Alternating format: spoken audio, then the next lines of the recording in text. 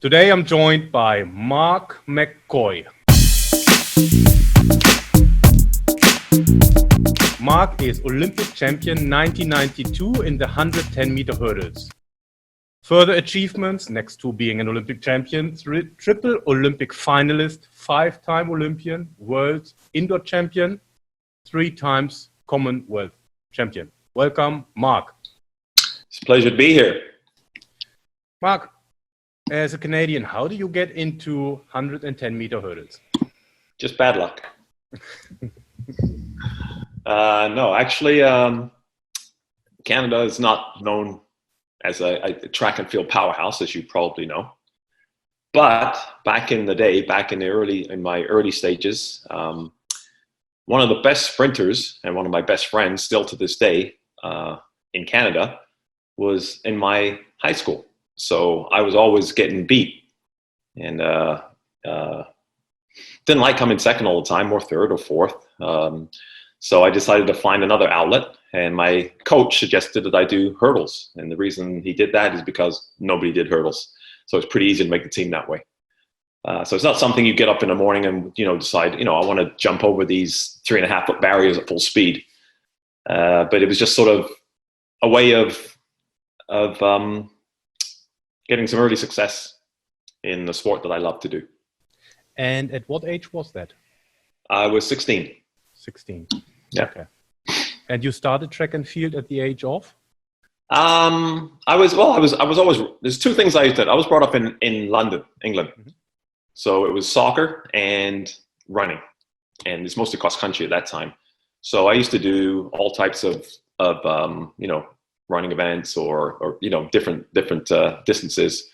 Nothing formalized, but it was a lot of sprinting and soccer. Loved soccer. And when I came to Canada at the age of 12, soccer wasn't that popular at the time, and track was a little more popular. So I sort of went in that direction. Okay, cool. Yeah. In your life as an athlete, what was your darkest moment? Well, it was a dark moment, but I think a very necessary one, and one that people always ask me about. And they always say, do you regret doing it? And I'm like, no, because without it, it would never have gotten me to where I was. And that was training with Ben Johnson in 1988 and partaking in the steroid scandal that, we did some steroids that year in our training. And again, it was after that, and Ben got busted, as most people know in track and field. I actually retired. And I was like, I'm done with this sport. I was already 26 years old at the time as well. So getting up there for track and field. But again, it steered me in the right direction. It got me hooked up with Colin Jackson and Malcolm Arnold in Great Britain. And from there, it's history. And what did you learn from that moment? How has it shaped your life? I learned a lot. Number one, you learn who your friends are real quick. Because there's, when you hit times like that, everybody takes off. Nobody wants to know you anymore. Everybody wants to know you when you're doing well and you're on top of your game. And when the hard times come along, a lot of people, run for the hills. So you really learn who your friends were. And one of my best friends to this day from that day was Colin, because in a village in Seoul, everybody wanted to disassociate with us. Especially all the Canadians, my teammates, the coaches, the establishment. Nobody wanted to do anything to do with us. But Colin and Malcolm were like, come hang out with us. So I knew who my friends were right from the beginning. And then after that, and I took some time off. I had actually Achilles surgery at the time. I was nursing a bad Achilles for about a year. And after that, Colin said, come to Britain, train with me. And, I think without that dark time in my career, I would never have made a comeback, and I would never made it to the top. Okay. And you qualified for the 1980 Olympics. You were 18 years at that time, right? Right. And in the end, you couldn't go because of the political situation and the boycott. Right. I just wonder, for someone who, let's put it like this. How is it in that situation? You're 18 years old, you are very motivated with your sports, and you have to sacrifice for something bigger. Devastated. Again, as an amateur athlete, number one, in Canada, very little support. So your timeline is very, very short in the sport, like track and field in Canada. And most athletes, it's like 1% make it to the Olympics once. Not many make it a second time. So you think at the time, you're young, that here's my chance to go to the Olympics, and it's been taken away from me of no fault of my own. And you really don't think at the time that you'll have a chance. Who knows what's going to happen in 4 years? One of my I would guess mentors or idols as a kid growing up is Ronaldo Nehemiah, one of the best hurdlers I think in history. Beautiful hurdler. He never made it to the Olympics because that was his time, and he missed the Olympics, and he was not around in 1984. So it's very devastating as a young athlete, especially in Canada, thinking that you worked all this time, 4 years, and you don't get a chance to go, and you may never go do it again. Yeah, I believe that. What was your best moment? Take a guess. Well, I've had a few Olympic champions on interview, and I guess everyone says that was the moment. In sport, other than the birth of my children, that was definitely by far the bigger. Especially because again, as we go through this, and you probably know already, your listeners might not, that I've been through a lot of ups and downs, more downs than ups. So it just makes it that much more satisfying when you do something that other people don't think you can do. It's almost impossible. And he's like, oh yeah, I'll show you. And when it actually comes to fruition, it feels really, really good. So yeah, 92, August 3rd, 9:20 p.m. was the highlight of my athletic career. I believe that. What did you learn from that moment, and how has it shaped your life? I learned that you get a lot done in life with a gold medal around your neck. It's made things quite a bit easier in a way that I love health. I love wellness, fitness, athletics. It's been my whole career, my whole life from the time I was about 5 or 6 years old. Training, I've been doing training plans for myself. And in this field, again, especially in Canada, it's very hard to make a living in anything to do with amateur sport or health and wellness for that matter. So it's just a lot easier for me now to open doors. A lot more people will talk to you. I've met people in every industry, in all walks of life, successful people that I have the opportunity to chat with that most other people wouldn't. And some of the clients I've had have been phenomenal, again, because of what I did. A lot of people just like to hang out with you. People will pay you just to hang out just because you got a gold medal around your neck. So in that respect, has made it a lot easier than most people would going down that path. But I paid my dues. It was 20 years of hard work. So I sometimes I think some people say your life's a vacation because all I do all day is train people or come home and study about training people. But I paid my 20 years. I paid my dues. Yeah. If you could go back in time, 15, 20, maybe 25 years, what advice would you give your younger you? Get better friends. No. Earlier, learn.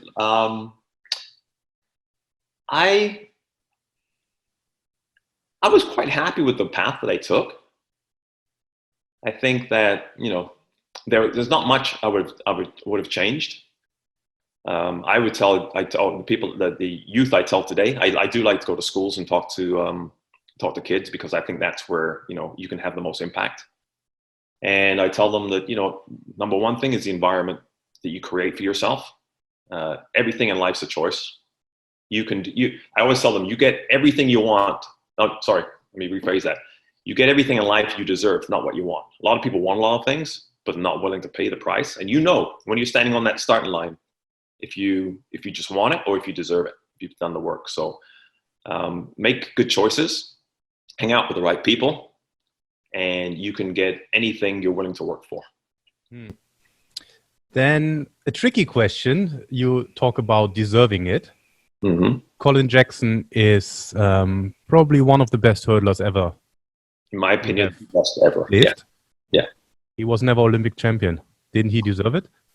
He did deserve it. Now, that's a good question. Okay, so I take everything I said back. No. No. That was not. No. By no means, this is not what I wanted to say. I know. I just played. No. You know what? I've talked about this. I talk to Colin almost every day, still to this day. It's been, over 30 years I've known Colin now, and he said, "Mark, the accomplishments he's had are way surpassed mine, except for the gold medal, which is what every amateur athlete's want. Every amateur athlete wants."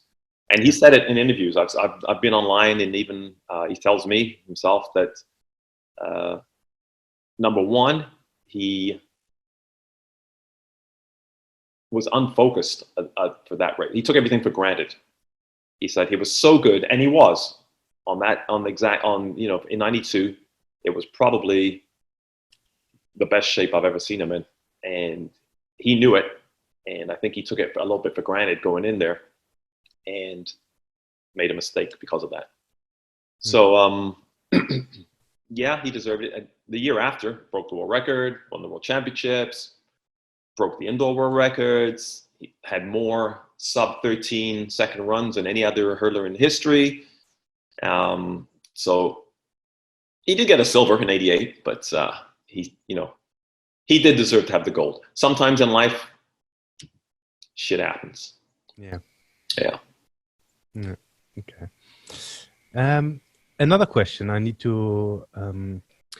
I myself, I've been very fortunate to work with some athletes that have made it to the top of their sport, and a lot of people, or often we get asked, "How did you do it?" And I'm just thinking to myself, honestly, it's 8 or more years of work, and of course the commitment of the athletes. I've seen you mentioned a lot of times it took you 16 years to get where you wanted to get to. 16 years can seem like an eternity for young athletes. Yeah. So how would you explain to a young athlete that it's a long journey and be prepared for a long journey? Suck it up, buttercup. That's what we say over here. It's not going to be easy. I've never met anybody who's successful in anything, say, how was it? And they're like, oh, that was easy. It's not. And that's why there's less than 1% that make it in any field. It's, it depends on, I tell young kids all the time, it depends on how badly you want something and what are you willing to give up to get that. If it's important to you, you'll persevere. It was important to me, especially with setbacks, because I don't, when people say, sport in general is a losing proposition. Like the best baseball players over here in North America, they get paid $200 million contracts, and they strike out 70% of the time. It's just life. And if you realize that, that's life, and you might not do it this time, and it's going to be 1,461 days between Olympics before you get to do it again. That's a lot of training days for 13 seconds, and you have to be right on the mark on for that 13 seconds. You don't get to choose when that is. It's, there it is over there, 13 seconds, 1,461 days from now. You better be ready. You better not have a cold. You better not be sick. You better not be injured. You got to be ready.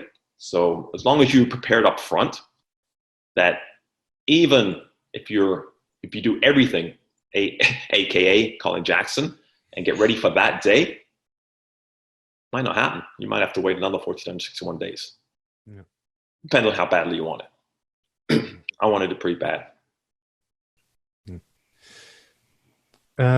What are the habits that make you a successful athlete or person? First, discipline. Discipline, I think, is the key to everything. Because you just said it's not easy. The little things you got to do every day. It's the little choices you make every day. I've never missed a day of training, ever. That's how badly I wanted it. I've been sick. I've been injured. After '88, I told you I had a Achilles operation.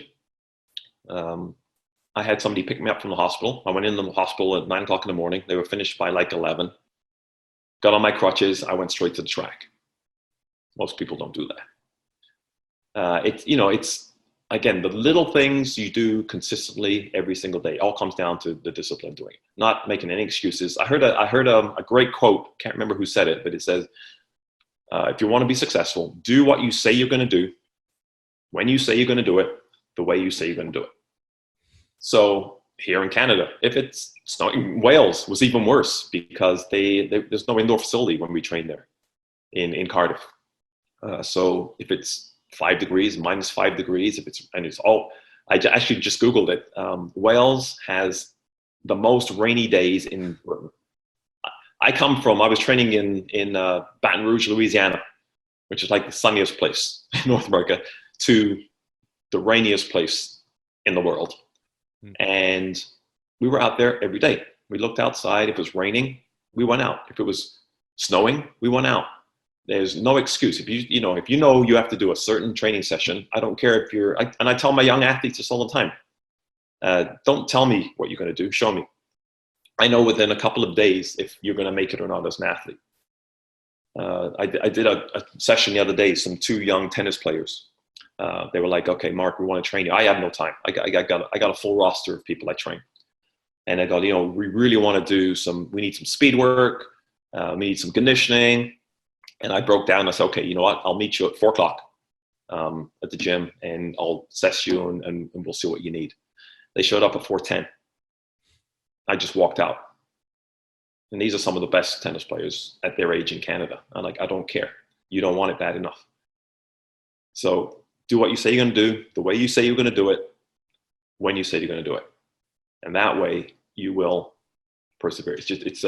It's those little disciplines you do. And it's every day. It's not when you feel like it.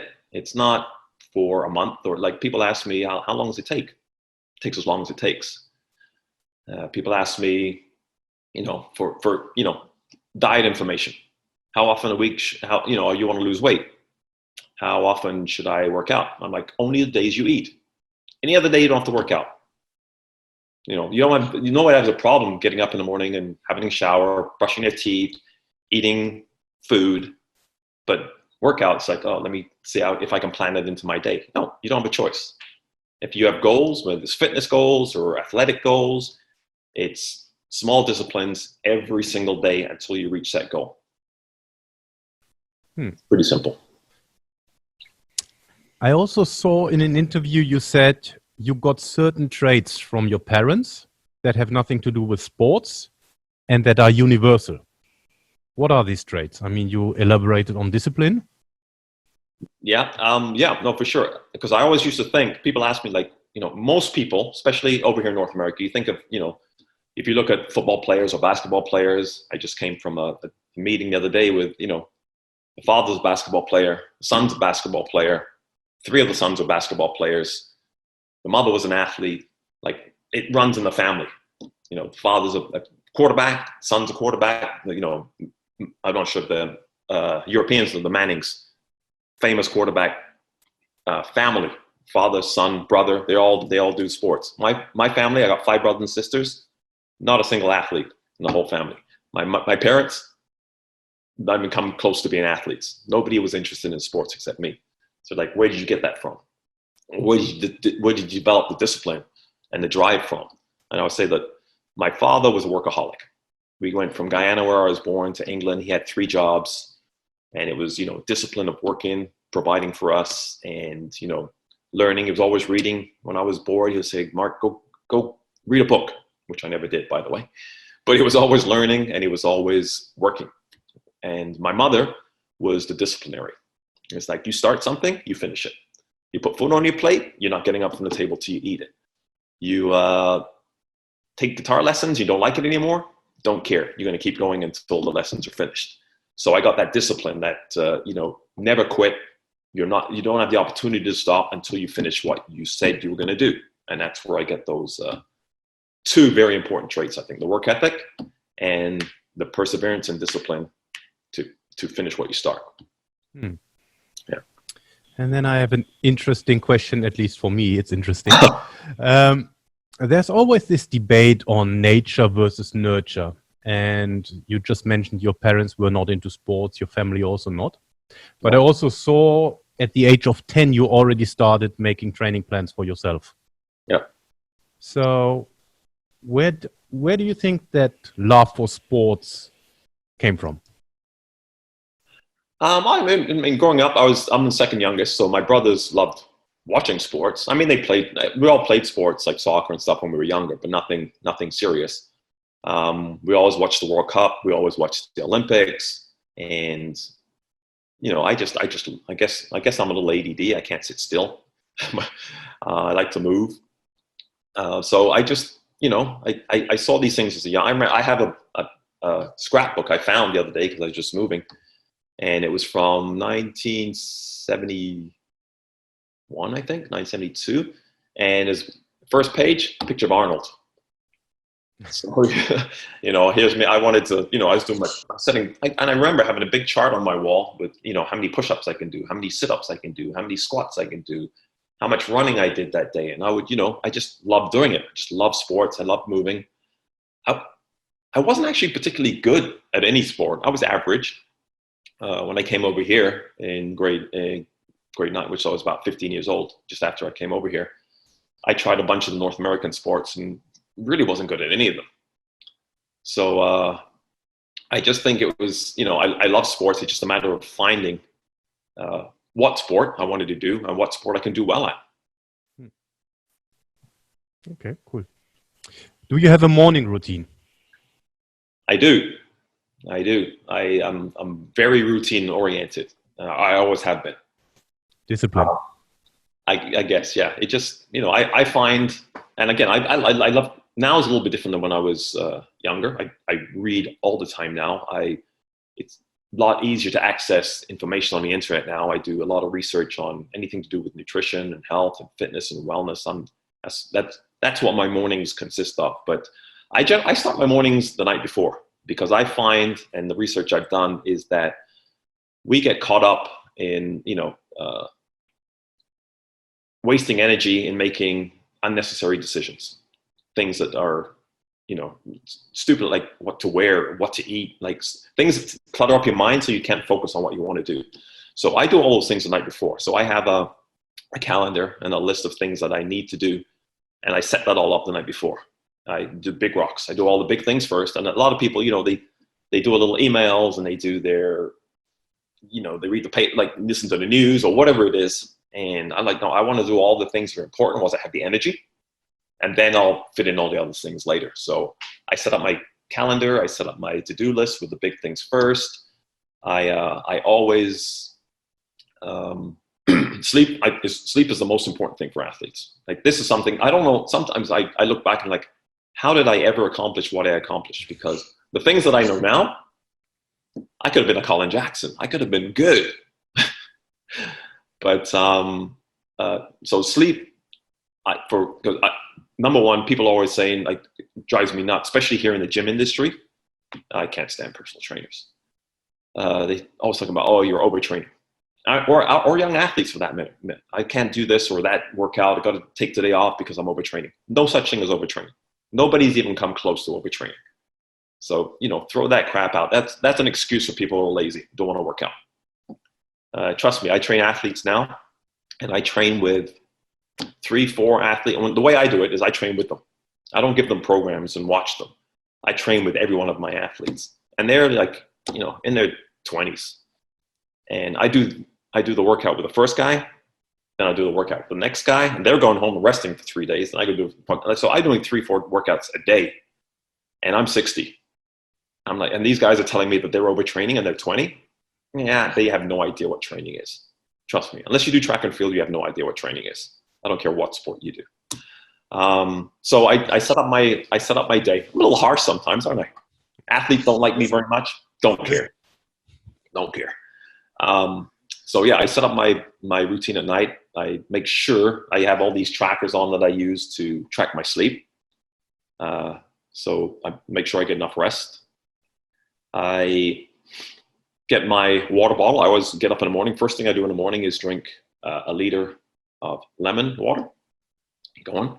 Then I meditate, which I just picked up recently in the last few, I'd say 6 months or so, which I find hugely advantageous just for, because I can track my resting heart rate. I can track my HRV. I can track my, all these parameters that tell me if I'm ready to train the next day or how hard I should be training the next day.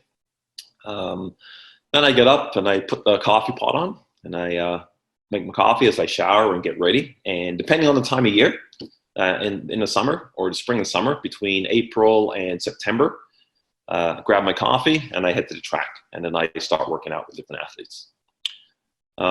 In the winter, like now, I do more research in the morning. So I'll do a few hours of research or writing. I do a lot of speaking, corporate speaking, and at schools. I love to go to schools and talk. So I prepare for those things in the mornings when I'm fresh, and then I'll go work out for a while, and then I'll come out home, and usually I'll eat lunch or a form of lunch at around midday.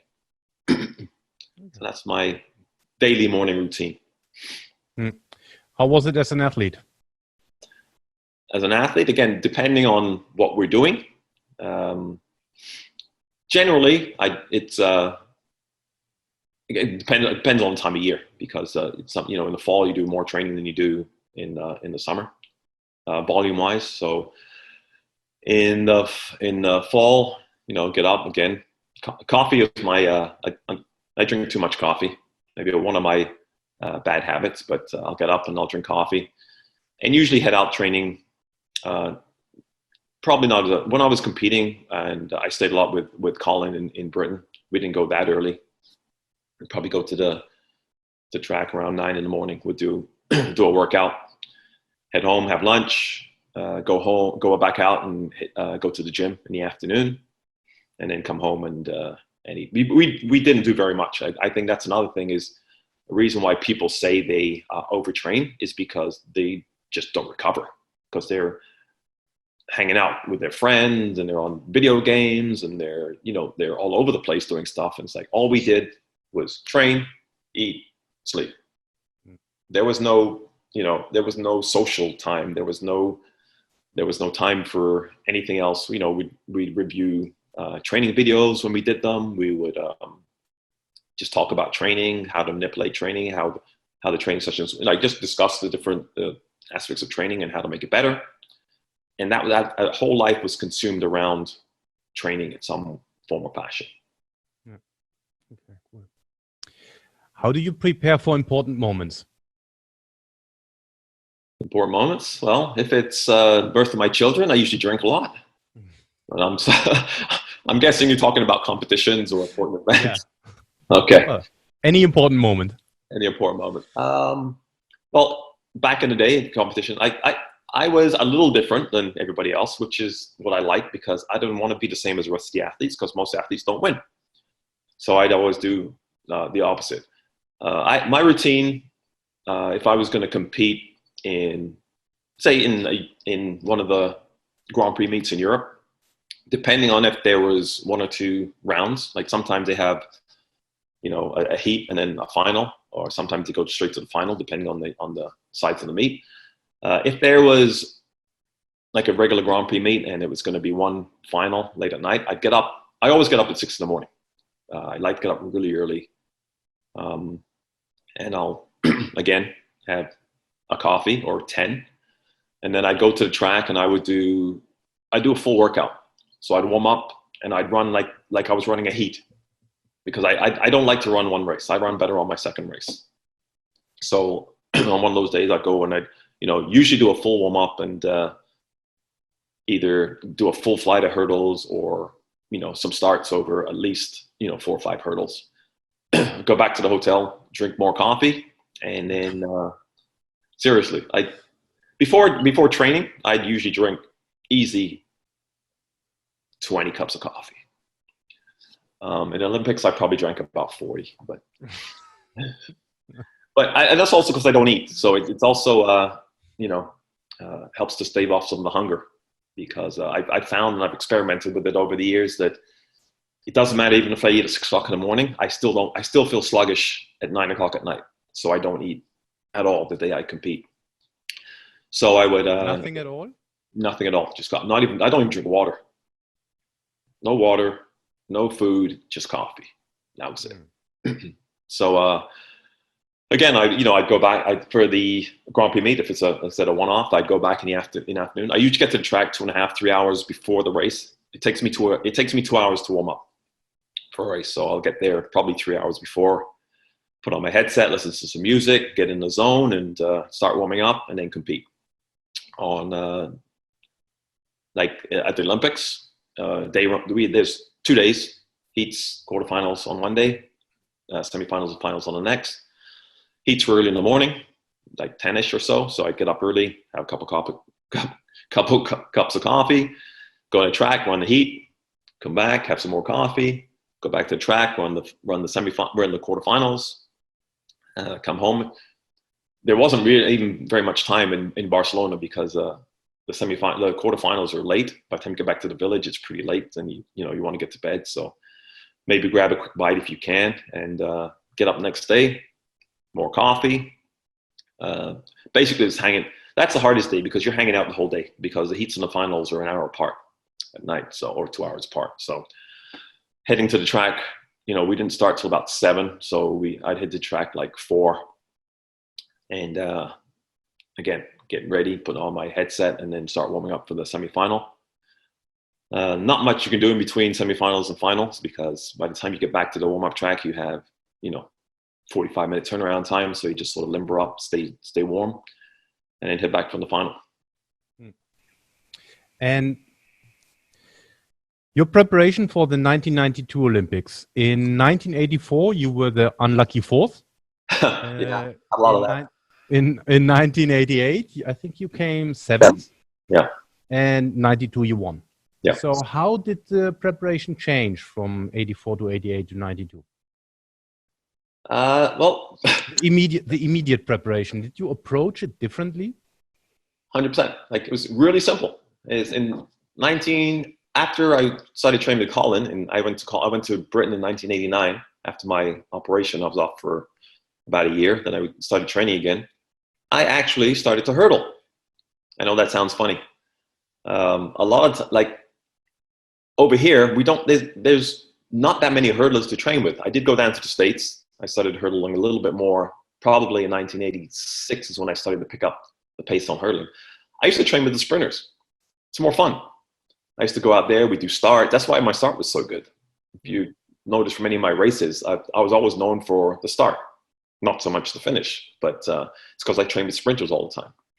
So the balance of training changed from sprinting and a little bit of hurdling to a lot of hurdling and less sprinting. So that made all the difference in the world. Plus the fact that I actually had a hurdle coach. Like, that's the first time I've had a real hurdle coach in my life, was in 1989. So I went for basically my first 10 years of my career without a coach.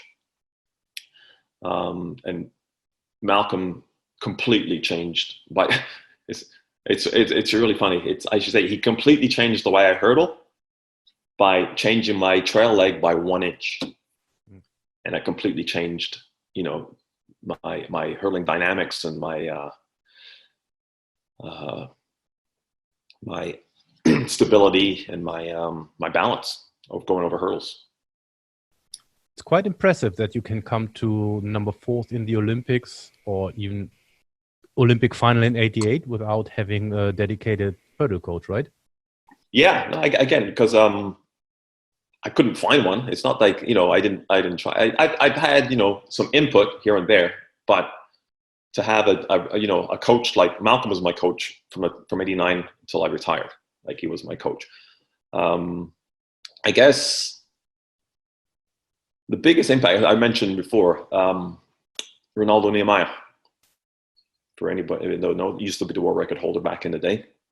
I met him back in the early 80s, and this was when I just after I started hurdling. I got a scholarship to Clemson, South Carolina University in the States. And I met him down there, and I just asked him, like, he was the best in the world. So, my philosophy was just go up to the best and ask him. And I did. And he sat down with me for like an hour, and he told me exactly what I needed to do. So it's not like I didn't have guidance. I just didn't have a coach watching me. So I basically, from 81, followed what the type of protocol, which is, he used to train. He was a madman. He used to train 10 times harder, seriously, than I when he gave me the program, I'm like, oh, this is for the year? He goes, no, that's a weekly. It was massive, the amount of work he did. So I just upped my volume, and I implemented, obviously, a little more hurdling, but without supervision. And in 1 year, like I talked to him in 1981, 1982, I won the Commonwealth Games, Commonwealth record, and I went from 100th in the world, or not even in the top 100th in the world, to number 5. So it's really important. I always tell people about the environment and who you hang out with and your mentors and stuff like that, and made all the difference in the world. It was night and day. Yeah. And I would like to go back to that Olympic final in '92. I watched the replay, and I could see, from what I saw, most of the competitors were quite standing still, but you were walking up and down, and you were a little bit pumped up. I was actually the opposite. Is the last thing Malcolm told me, because what I usually do, and so is I'm prepared, I'm ready. I usually run great semifinals, and then I try harder in the finals. It's the finals, I got to try hard, and then I make a mistake. In LA, I hit the first hurdle, which is the kiss of death for hurdlers. In Seoul, I hit hurdle 7, I think it was, really hard, and that was it. Again, trying too hard. And he said, Mark, you know what? We've worked so hard. And, the good thing is training with Colin, because he was number 1 in the world, is you're training at that level every single day. Whereas most people train people say they like to train by themselves, or they train hard. You cannot train at that level unless you have that person next to you. You just can't do it.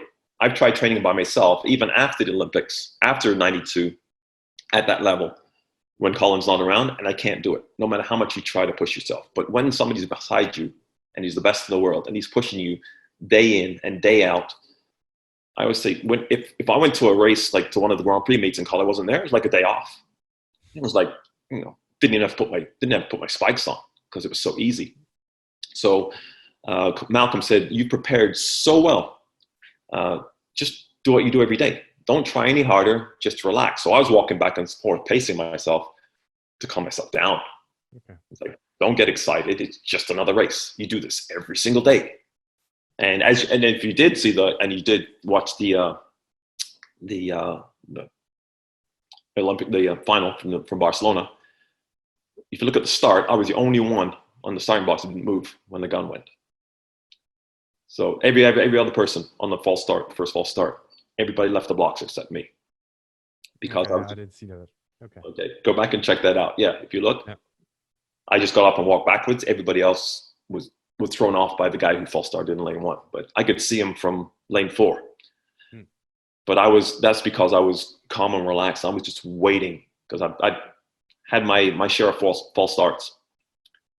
So I was pacing and walking, basically do the opposite, to calm myself down, not to pump myself up.